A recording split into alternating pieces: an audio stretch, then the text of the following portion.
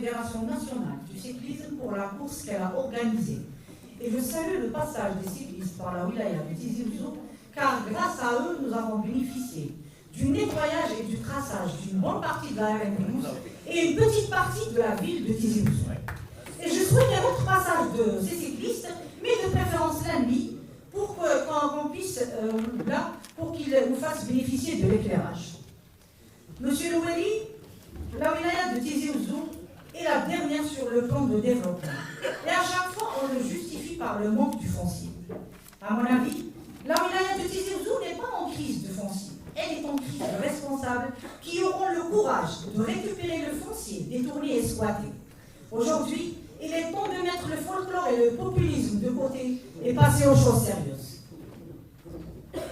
Monsieur Loueli, je vous informe que 20 578 mètres carrés squattés et utilisés pour des constructions illicites, alors que cette superficie devait être utilisée pour l'investissement. Je vous informe aussi qu'une superficie assez importante, qui est de 68 952,05 mètres carrés, appartenait à la conservation des forêts. Malheureusement, elle était aussi squattée et utilisée pour des constructions illicites à usage d'habitation. Il faut aussi signaler des parcelles qui appartenaient à l'APC de Tizi Ouzou, malheureusement squattées et construites avec la complicité des élus de cette dernière en délivrant des permis de construire malgré les oppositions et les jugements définitifs de la justice. Monsieur Boni, j'ai eu l'occasion de regarder une vidéo dont vous avez répondu à monsieur le conservateur des forêts concernant les constructions illicites dans le domaine forestier. D'après votre réponse, je trouve que vous ne voulez prendre aucune responsabilité quant à la décision de la démolition de ces constructions. Car vous avez inculpé la responsabilité aux élus locaux, aux chefs de daïra et aux forestiers. Et pourtant, monsieur le conservateur a affiché une grande volonté pour assumer le passif et l'actif, dont l'objectif est de récupérer ces terrains squattés. À mon avis, un directeur pareil mérite d'être félicité pour sa volonté et son courage. Monsieur Loueli, la dernière fois, les élus de la commission santé ont fait une tournée dans certains daïras pour s'enquérir du taux d'avancement des travaux des hôpitaux.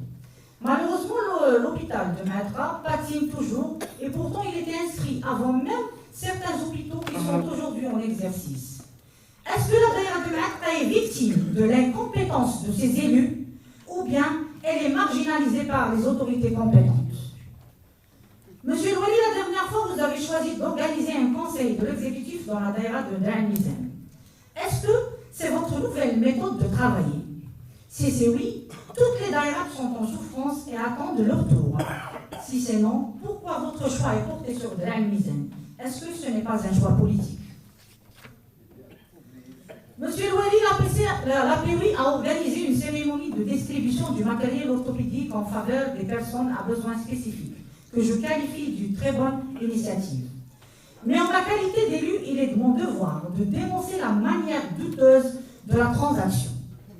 Le 1er février 2023, la commission sociale était appelée à une séance de travail, dont l'ordre du jour est l'installation de la commission qui sera chargée de l'achat du matériel orthopédique. À ma surprise, quand le président de la commission nous présente un étranger à l'APUI, qui est le président de l'association IFREN de la commune de Sokarni. Et comme par hasard, ce dernier est du même village que le président de l'APUI.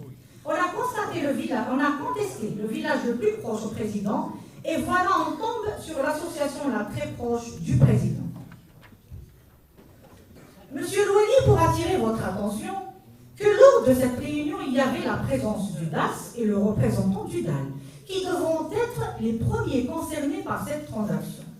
Malheureusement, le président de la commission a décidé seul pour injecter les 15 millions de dinars réservés à l'opération dans le compte de cet étranger à l'APUI. Et je vous fais savoir qu'aucune garantie et aucun engagement signé afin de s'occuper de l'opération.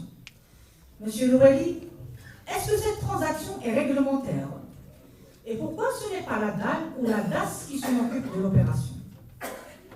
Il faut aussi signaler que j'ai adressé un courrier, puis un rappel à monsieur le président de l'APUI, ayant pour objet la demande du PV de l'attribution des subventions pour les associations de la wilaya.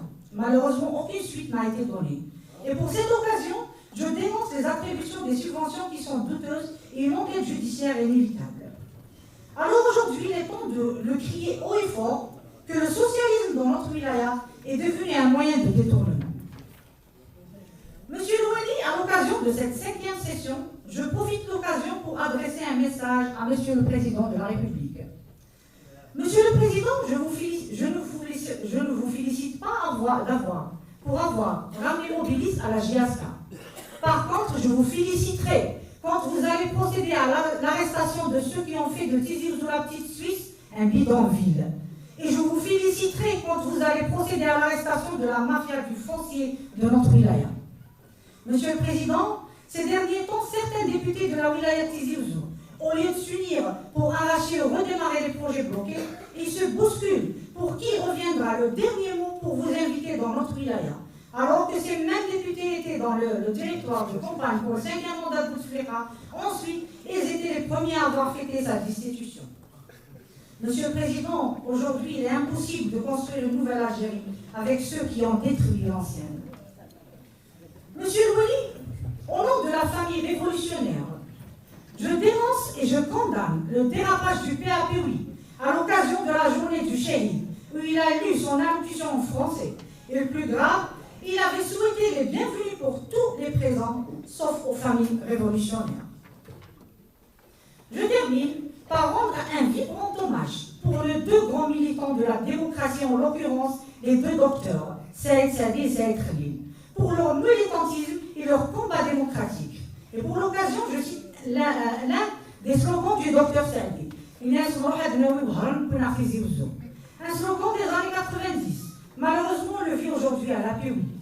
Ils ont revendiqué une Algérie libre, démocratique, pour nous instaurer aujourd'hui une dictature. Et ils ont marché pour faire barrière pour le 5e mandat de Bouteflika, pour nous installer un président d'APOI qui a son 6e mandat. De toute façon, l'histoire retiendra que l'élu qui a brigué le plus de mandats dans l'histoire de l'Algérie, issu du plus vieux parti socialiste et d'opposition. Et voilà la finalité du combat d'un dossier. Voilà nos martyrs, vive l'Algérie libre et indépendante.